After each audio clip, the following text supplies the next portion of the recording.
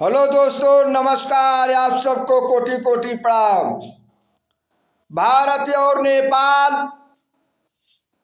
के बीच आपस में मधुर संबंध है और दोनों देशों के बीच एक संधि हुई है। इस संधि के तहत दोनों देशों के नागरिक एक दूसरे के देश में बिना पासपोर्ट पर पत्र और वीजा के आ सकते हैं और काम कर सकते हैं। खास संबंधों के बावजूद दोनों देशों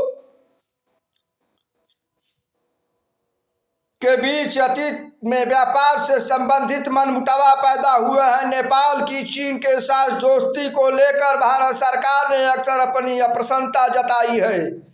नेपाल सरकार भारत विरोधी तत्वों के खिलाफ कदम नहीं उठाती, इससे भी भारत नाखुश है। भारत की सुरक्षा एजेंसियां नेपाल में चल रहे माओवादी आंदोलनों को अपनी सुरक्षा के लिए खतरा मानती है, क्योंकि भारत में बिहार से लेकर आंध्र प्रदेश तक विभिन्न प्रांतों में नक्सलवादी समूहों का उभार हुआ है।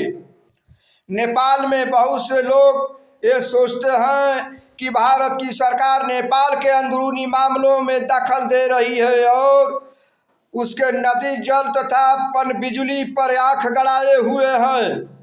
चारों तरफ से जमीन से घिरे नेपाल को लगता है कि भारत उसकी अपने भूक्षेत्र से होकर समुद्र तक पहुंचने से रोकता है। बहरहाल भारत नेपाल के संबंध एकदम मजबूत और शांतिपूर्ण हैं। विभेदों के बावजूद दोनों देश व्यापार, वैज्ञानिक सहयोग, साझे प्रक्रिया, प्राकृतिक संसाधन, बिजली उत्पादन और जल प्रबंध, ग्रिड के मामले पर एक साथ है। नेपाल में लोकतांत्रिकी बहाली से दोनों देश के बीच संबंधों के और मजबूत होने की उम्मीद बाधी है। भारत और श्रीलंका की सरकार के संबंधों में तनाव इस द्वीप के जारी जातीय संघर्ष को लेकर था।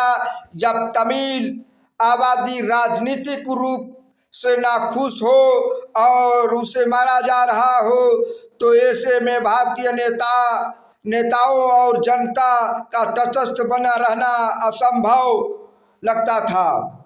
1987 के सैन्य हस्तक्षेप के बाद से भारतीय सरकार श्रीलंका के अंदरूनी मामलों में असंलग्नता की नीति पर अमल कर रही थी। भारत सरकार ने श्रीलंका के साथ एक मुक्त व्यापार समझौते पर हस्ताक्षर किए हैं।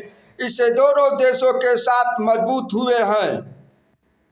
श्रीलंका में सुनामी से हुई तबाही के बाद के पूर्ण निर्माण कार्यों में भारत से मदद भी दोनों देश एक दूसरे के करीब आए हैं।